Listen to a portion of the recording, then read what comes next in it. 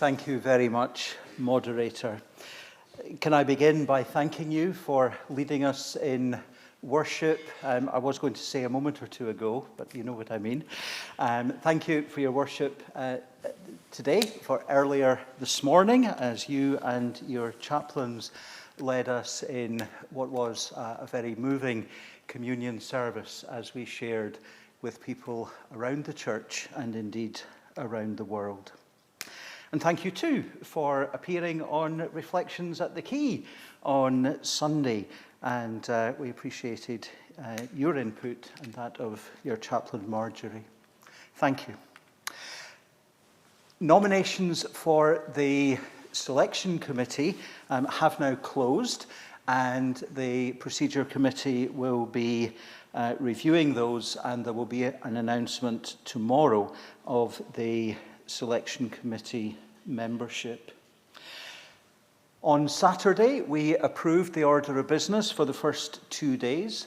The order of business for the remainder of our assembly remains as has been published, and we would ask for approval for that order of business. And I see that Neil has arranged a voting slide, and we can come to that at the end of this brief report. I had planned to say that we would be taking a break around about 3:30, and if we were ahead of schedule, we would move to the legal questions report prior to the break. Wherever we are, around about 3:30, there will be an opportunity to take a wee break and stretch your legs. Tomorrow, during the business of the Faith Nurture Forum, there will be 3 items that will be inserted into the order of business. The detail will appear on the updated Assembly paper, which you can download from this evening. But for those who are maybe thinking of engaging in any of that business, I'll say it now once. The overture from Aberdeen and Shetland regarding training will be taken following Section 3. The Assembly Trustees, Section 9, which was held over from Saturday, will be taken after Section 16 of Faith Nurture. And the Legal Questions Committee, Section 6, will be taken at the end of the Faith Nurture deliverance. The Assembly paper will be updated and available for you this evening. Church of Scotland tartan face coverings are available, and those who are in the hall who might like one can speak to me. They're £6 each, and you don't need to pay postage and packing if you can pick it up from the hall.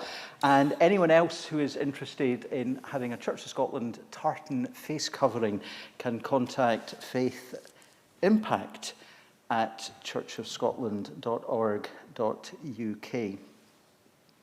A few comments on the Assembly Hub, which has been tweaked by the amazing Neil McLennan of Sanctus Media. Can I remind you that when you're voting, if the tick appears, a vote has been registered. If it disappears, your vote has not disappeared from the system. Please be patient if you see that the green connected is not appearing. Press the red button, current live debate. Press it once. Remember that likening to the lift that isn't going to come any quicker if you keep pushing the button. Indeed, it slows the system down. Some commissioners have expressed concern about the total numbers of votes being cast. Can I assure you that the numbers are as expected?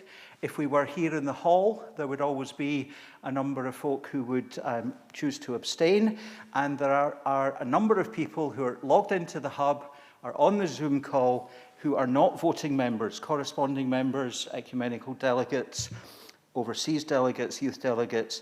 There's some Assembly administrative staff. The comms department have some folk online, along with technical staff. So do not be concerned about the numbers. A reminder that if you've logged a notice of motion, it is incredibly helpful if you can also register a request to speak, and that will help the moderator to see which sections of deliverance can be fast-tracked. The training videos are still available to view on the Assembly Hub.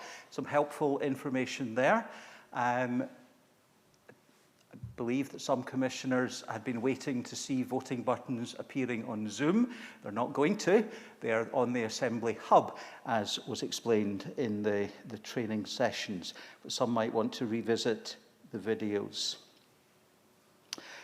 When you make a request to speak, you will see that the drop-down list has been enhanced, and you can very clearly indicate if you wish to speak to an amendment, a counter-motion, or a new item. On Zoom on Saturday, we know that lots of folk were trying to virtually clap. Feel free to clap. We're not going to bring your sound in, but the behind-the-teams guys tell me that there were occasions when they were looking to bring in a sea of smiling, happy faces and folk at least being seen to be clapping. I'm told they didn't see enough smiling faces. So keep smiling and feel free to clap, and at least we see that, and it can perhaps be included in the Zoom or the live stream. Really important that your commissioner number appears prior to your name on Zoom. If you make a request to speak, the behind-the-scenes guys have to find you on Zoom. And if we've got your number and you've got it there, it really does simplify that process. We've said before, don't use the Zoom chat. Again, it clutters things up. Feel free to chat to individuals, but not to be broadcast to the whole hall. I think these are all the notices for us just now.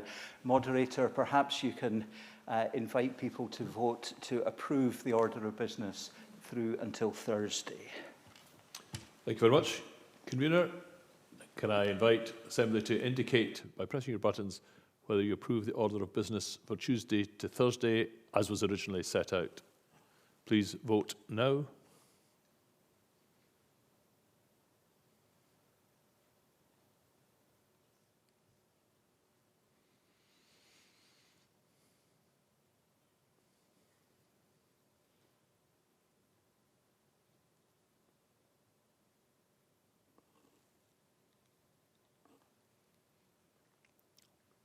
That is clearly carried with no one against. Thank you. 450 to 0.